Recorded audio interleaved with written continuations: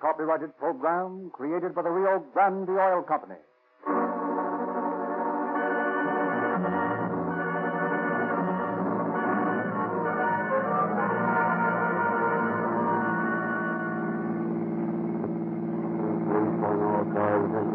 Broadcast 12. Responding to Los Angeles Times building. Wide open the poppers of smoke. That's all. Over to you.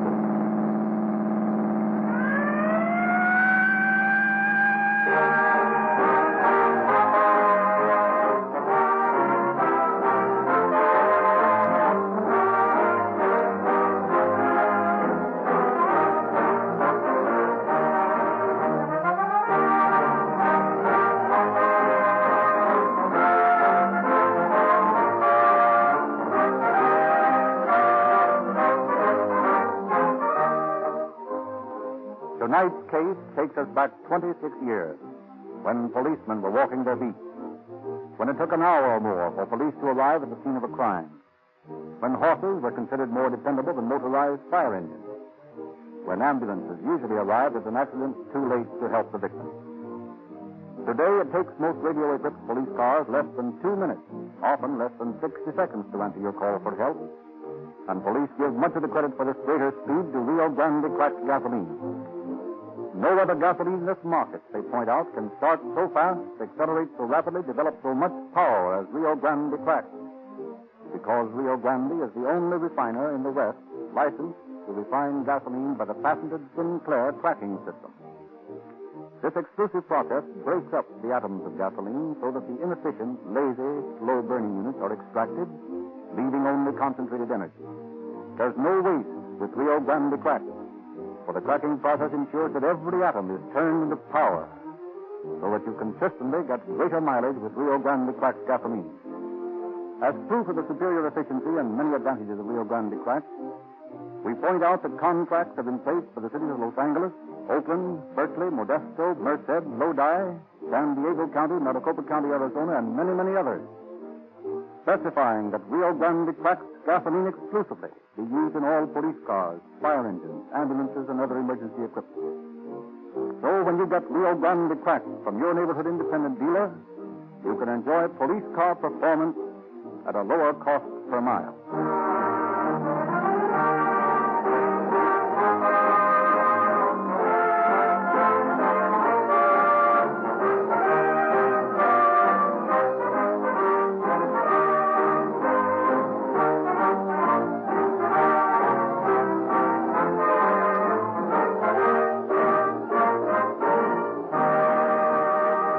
Now it is our pleasure to present Chief James E. Davis of the Los Angeles Police Department. Chief Davis. Good evening, friends. Every large American city seems to have some great catastrophe in its history which its citizens never forget. In Chicago, it is the Iroquois Theater fire. In San Francisco, it is the Great Fire which followed the earthquake in 1906. Here in Los Angeles, we have been fortunate in escaping such tremendous calamities. But we do have our own past, a horrible Holocaust which can never be erased from the memories of living men. I refer to the dynamiting of the Los Angeles Times building in 1910. Consistent with my effort to show you citizens how your police force operates, I am presenting tonight the story of this famous case only from the point of view of the commission of the crime and the splendid detective work which finally resulted in the apprehension and conviction of all the criminals involved.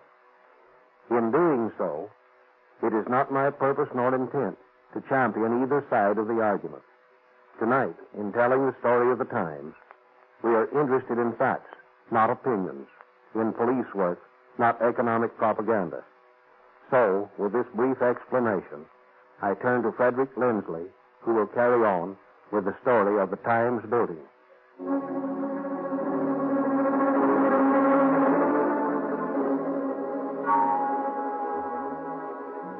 It is 1 o'clock in the morning of October 1st, 1910. While the city sleeps, a band of men who toil by night and rest by day is working at top speed. From the far corners of the world, another page of history's book has been assembled. The morning paper is going to press. In the composing room on the second floor of the Times building, a line of men, green eye shades clammed to their heads, clatter at the linotype machine. In the engraving room on the sixth floor, mercury lamps throw their ghoulish glare. The dog watch in the city room sleepily eyes the clock, hoping that no big story will break to disturb their somnolent ease until 30 comes for them at 4:30. Seated by their silent telegraph keys, two men stand by in the wire room for last-minute news flashes. In the basement, the huge presses hungrily await the plates for the final edition. Horses and wagons stand ready in the alley to dash away with the ink-wet edition to carriers all over the city that Los Angeles may have her news with her morning coffee. The hands of the clock slowly move on. Activity increases as press time approaches. It is now 1:05, 1:06. In Ink Alley by the press room, another clock ticks ominously, unnoticed by any of the busy workmen in the building. The seconds pass. The clock says 1:07, and then with a roar that is heard 10 miles, the center of the Times building blows up. The force of the explosion snaps the girders supporting the second and third floors until there were two sticks in the hands of Seymour Conera. Down into the gaping hole hurtled the heavy linotype and stereotyping machinery, carrying their operators to a crushing death. The gas main which feeds the building is ripped open and instantly ignited. A searing fountain of flame leaps through the building. Within a moment, the entire structure is ablaze. Workmen clutched in the freezing maw of horror rush to the fire escape to be met by a fiery wall through which escape is an impossibility. The two telegraph editors, trapped in their rooms, slowly burn to death. Compositors and linotype operators horribly maimed, arms torn off and legs broken, lie helpless on the floor as the vicious fire creeps toward them.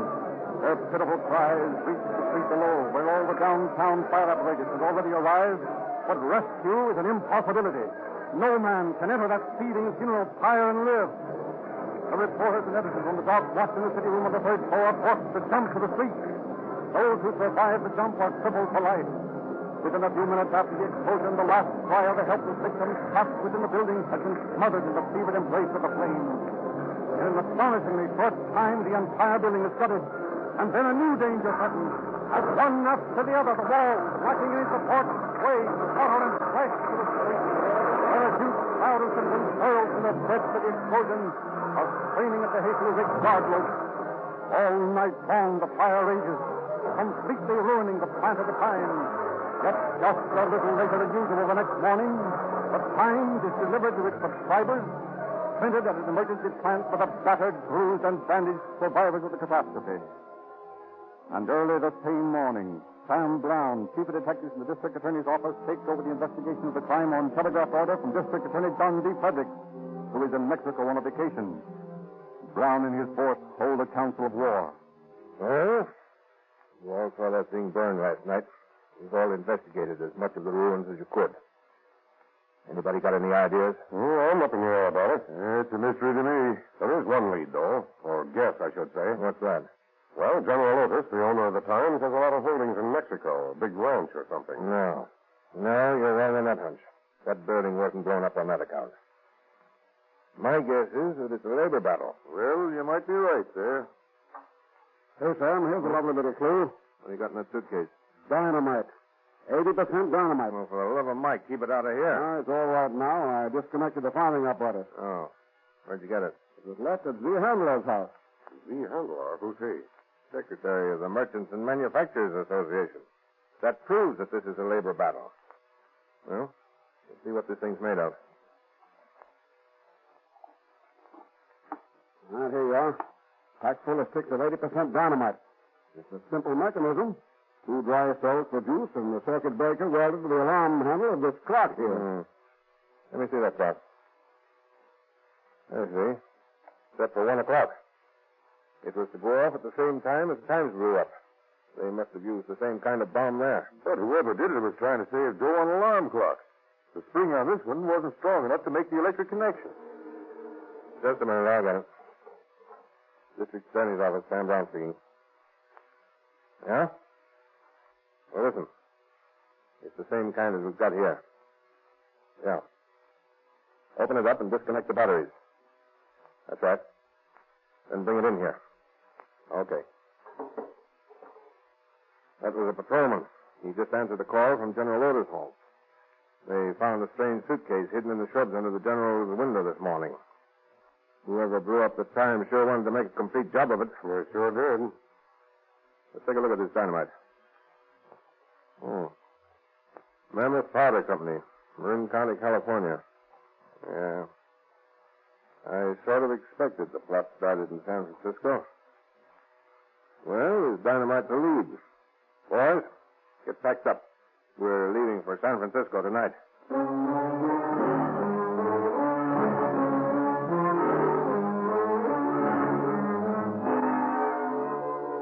Brown, accompanied by a staff of operatives, arrives in San Francisco and sets up headquarters at a downtown hotel.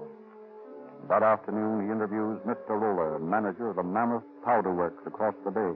And as far as you can remember, all your sales of dynamite during the past 2 months were to legitimate buyers, eh? Yes, Mr. Brown. I can't recall sales to anyone but my regular customers. I beg pardon, Mr. Roller. Yes, Miss Adams? There was that man who came in a launch with some dynamite. Said he was blasting stumps on his ranch. Oh, yes. Yes, that's right. I'd never seen him before, and Do you remember I remarked on the fact that the launch had new letters on it? When was this? Well, I should say about 6 weeks ago. What was the man's name? Oh, let me see. Well, just a minute. I have the order in the file somewhere. What does this fellow look like, Mr. Roller? if I remember, he was medium height, had brown eyes, and of course it's so long ago. Yes, I understand, but can you remember anything else about him? Let's see. Oh, yes. He cocked his head to one side when he talked to you. Like this. Here it is, Mr. Roller. The man's name was J.B. Bryce. J.B. Bryce, eh? Did he give any address? No, he called for the dynamite in the launch. There was another man with him, seemed to have a cast in his eye. It might have been glass. The two of them loaded the dynamite in the launch and went away. How much dynamite did they buy? This invoice shows 5 cases. Hey, you said there was something strange about the name of the launch. Yes, it seemed as though the original name had been painted over and a new name spelled on it. What was that name? It was the Peerless, and the name was spelled in bright new metal letters. Oh, you mean those aluminum letters that you can buy in hardware stores? Yes, that was the kind. Mm-hmm. Oh, that's fine. I'm afraid that's not much help. Well, indeed it is, young lady. You've helped us a great deal.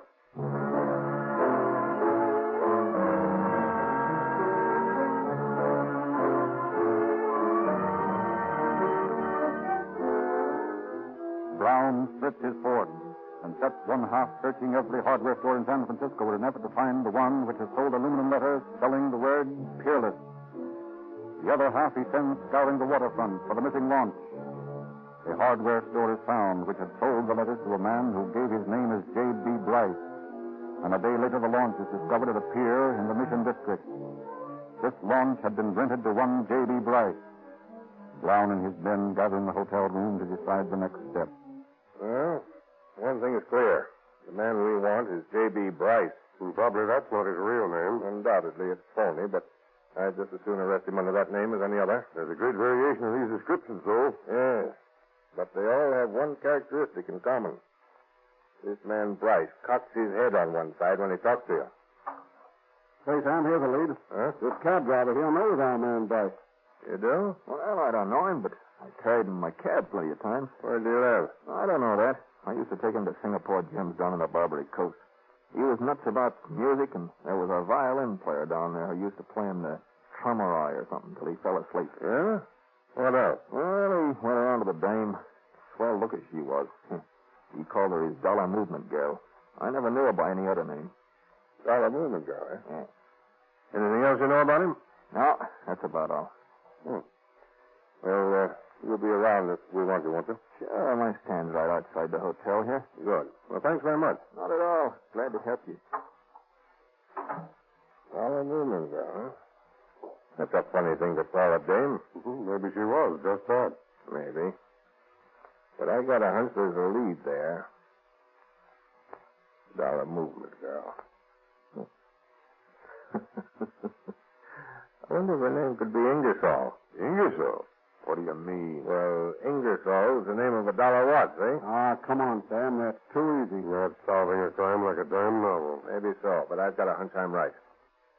I want you guys to cover the Mission District for a woman by the name of Ingersoll. Maybe I'm crazy, but I think we're on the right track.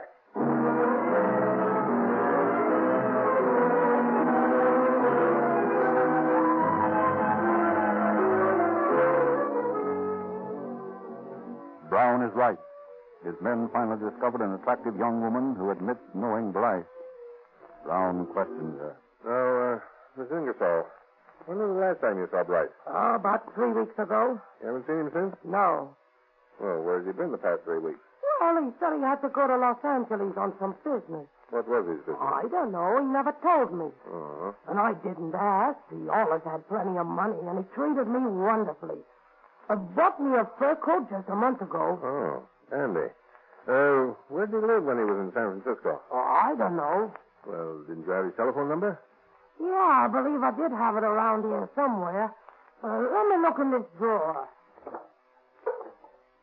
Yeah, here it is. On this piece of cardboard. That's the sort of cardboard the laundries put into men's shirts, isn't it? Yeah, I guess it is. He changed his shirt here one night. That's all. And then he left me this number.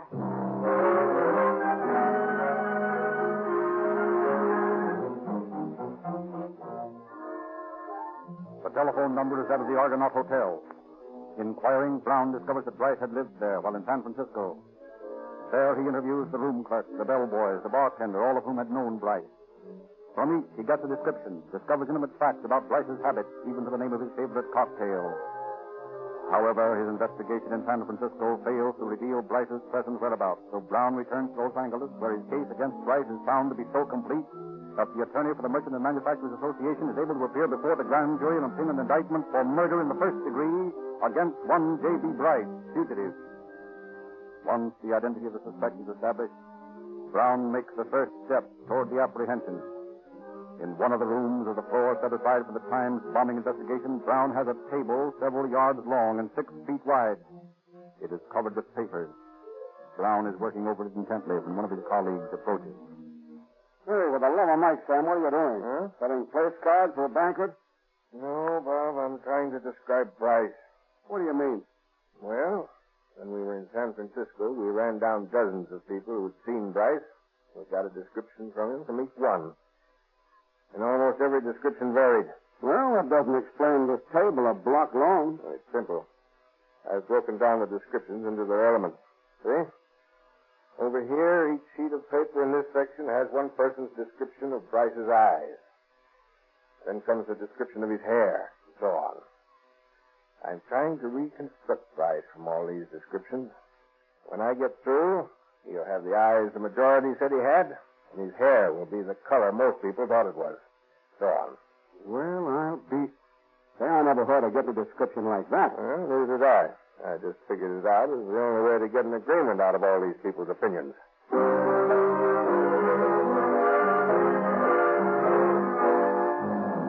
Working day and night, Brown finally arrives at the description of the missing Bryce, which is a cross-section of all the descriptions given him by various witnesses in San Francisco. Then he has more than 200,000 circulars printed, reading "Wanted, Dead or Alive," and describing Bryce. These circulars are mailed to every post office in the world, from New York City to the Khyber Pass, from Spitzbergen to Tierra del Fuego. They go to every steamship dock, to every railroad station, and every hotel and saloon in North America. Months pass. Then, one night in a barroom in Chicago... Hey, Tom. Yes, Coach? What's the matter with you, Tom? You think my friend and me are camels? What's the big idea? What's the big idea? Sort of I'm sorry if there's something's wrong, sir. Something wrong, I'll say something's wrong. What'd you take that bottle away for? Now, come on and bring it back and fill up these glasses again, you big harp. Just right away, sir, right away. Yeah, you see it is right away. Well, the son of a sequel. What? Now, look here, Mike. This sign here. Wanted, dead or alive for dynamiting and murder. J.B. Bryce. Height 5 feet 8, weight 140, high cheekbones and sharp features and squinty blue gray eyes and brown hair. Say, can you imagine that? Jim McNamara to a T, even if there isn't a picture here. How did they get the good description? He blew right after the job, didn't he? Sure he blew. Say, you know, this Sam Brown's a smart dick. Or else he's a mighty good guesser. Here you are, sir. Good. Well, Jim ain't got nothing to worry about, Mike, so long as they ain't got a picture of him. You know, they're looking for a J.B. Bryce. Jim McNamara is safe enough. Hey, what are you nipping for? Come on, now go about your business. I beg your pardon. I just wondered if I could get you anything else. No, you can when you can outside. You come on now. Very good, sir. Very good. Hey, Eddie, take over for a minute, will you? I'm going to the washroom. Ah.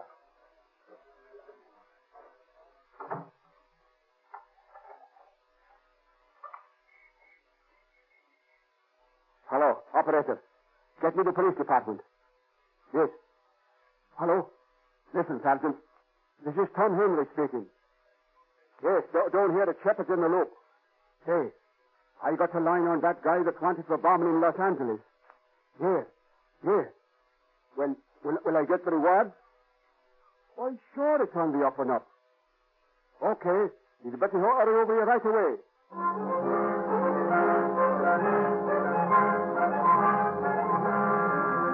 Tipped off by the bartender, Chicago police shadow the garrulous 40 McManagle. When a few days later McManagle boards a train for Detroit, two Chicago detectives sit a few seats behind him, and Detroit detectives are on the platform when the train arrives at its destination.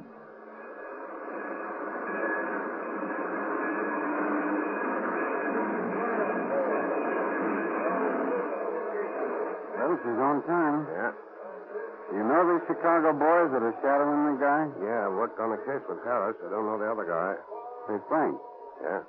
see that guy with the black suitcase waiting at the passenger's exit? Yeah. Look closely.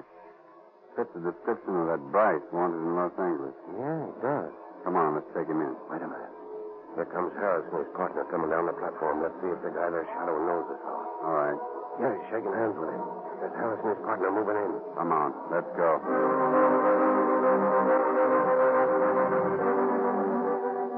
In the suitcase of J.B. Bryce, arrested with McManagle, is found material for making 6 clockwork bombs, several revolvers, and a demountable rifle with Maxim silencer.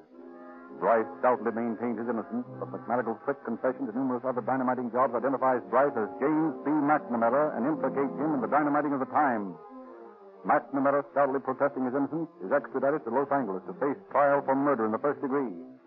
McNamara maintains a stubborn resistance to his captors, refusing to cooperate with them in any way, refusing even to be fingerprinted. Sam Brown, ever resourceful, has a plan to obtain fingerprints. He calls Priscilla Hitchcock, attractive young operative, into his office. Did you want to see me, Chief? Yes, Priscilla. I'm going to make a newspaper woman out of you. What? You mean you're relieving me? No, Priscilla, not that. Oh. But I want you to go over to the jail and talk to McNamara. Tell him you're a reporter and you want to write a series of interviews about him, from the woman's angle. Yes, and then what? Well, that remains to be seen. Report to me when you get back, huh?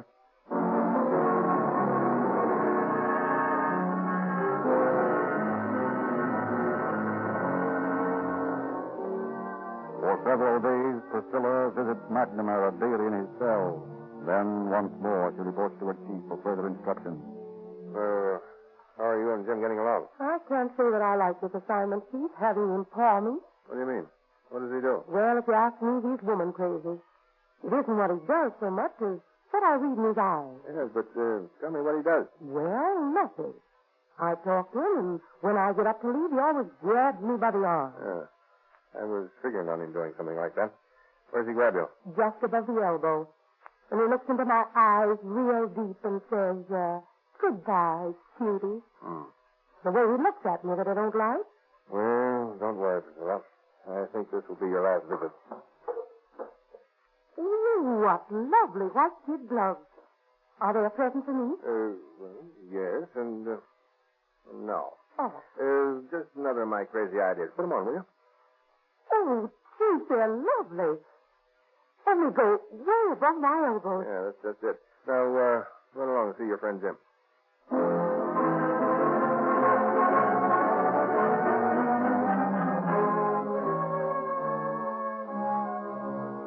An hour later, Priscilla is back in Brown's office. Well, how'd it go? No, the same. Do I have to go back there again? Did he grab you by the arms and call you cutie? Yes, and dirtied my nice white gloves. Let's see. Fine. That's just what I wanted. Now, What's the razor blade for? don't move, Priscilla. I'm about to ruin those nice new gloves of yours. Oh, don't. I can get them clean. Don't you dare. Wait till I get these sleeves cut off here. There. Now, don't touch them. Look, Priscilla. Did you ever see a prettier set of fingerprints in your life, huh?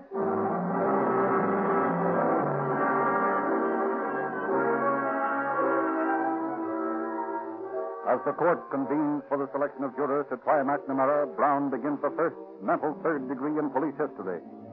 Each day he has several seats reserved in the first row opposite the counsel's table.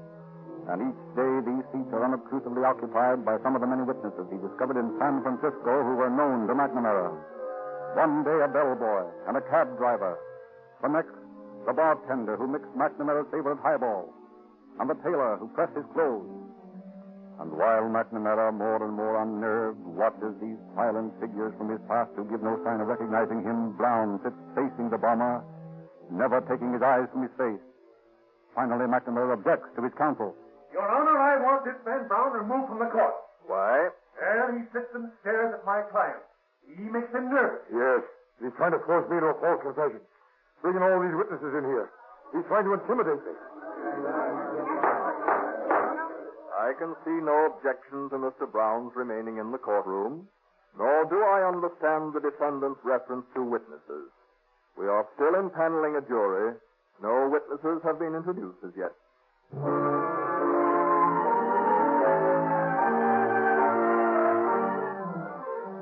McNamara's nervous objection to Brown's mental third-degree methods is a fatal mistake. His reference to witnesses against him infers his guilt. Brown does not relent. The following day, McNamara's jaw drops. His eyes widen. Drops of perspiration materialize on his forehead as his dollar movement girl, smartly garbed in the beautiful fur coat he himself had bought her, walks into the courtroom and takes her place in the front row. McNamara cannot take his eyes from her. And then, faintly, from an empty room across the hall where Brown had placed him, the violinist, Ross, plays Träumerei. The sight of his beloved sweetheart, the sound of his favorite song are too much for the nerve-racked McNamara. Your Honor. Sit down, you fool. What are you going to do? Your Honor. Yes? Your Honor. I'm guilty. Stop all this waste of time. I can't prove my innocence when even she's against me. I did it, Your Honor. Sentence me now. I dynamited the tie.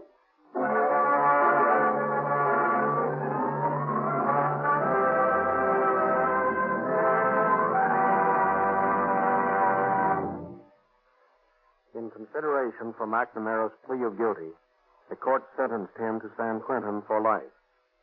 Sam Brown's splendid detective work, combined with the operations of Walter Burnsand and his men in the East, brought justice to the entire dynamiting ring, whose operations had destroyed more than $7 million worth of property in all parts of the country. The guilty conspirators paid for their activities with jail sentences from 7 years in the penitentiary to life sentences. Thank you, Chief Davis. Since the days of the Times bombing, the Los Angeles Police Department has grown tremendously. There are now hundreds of police cars in 24-hour service, all of them powered by Rio Grande cracked gasoline, exactly the same gasoline that you get whenever you drive into a Rio Grande station. Rio Grande furnishes this gasoline year after year because Los Angeles, like the many other cities and counties which specify Rio Grande crack for all emergency cars, has yet to find any gasoline to equal its economy and performance. If you think that all gasolines are pretty much the same, we ask you to make a 10-gallon test of Rio Grande crack and learn the meaning of police car performance. It costs not a cent more to enjoy the quicker start, quicker acceleration, and maximum power of Rio Grande crack. Ask our independent dealers for a free copy of the Calling All Cars News so you can get greater enjoyment from these radio programs. Ask about the Rio Grande Junior Police Department and learn how you can give 14 valuable free gifts to boys and girls of your acquaintance. A complete junior detective outfit at no charge. Sinclair Motor Oils are another example of the extra value you get at no extra cost when you patronize Rio Grande dealers. For these world-famous oils are de-waxed and de-jellied until all impurities and waste matter are removed, leaving concentrated pure oil that is guaranteed to give positive lubrication in any weather at any speed. This is the same oil specified by 150 leading railroads, by leading airplane lines. Yet it costs as little as 25 cents a quart in refinery sealed cans. You will find Sinclair Motor Oils everywhere Rio Grande cracked gasoline is sold.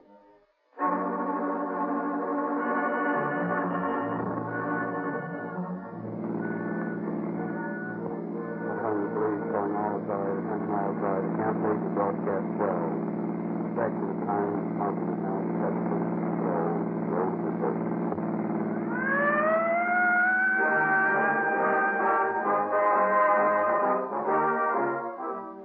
Your narrator, Frederick Lindsley, bidding you good night for the Rio Grande Oil Company.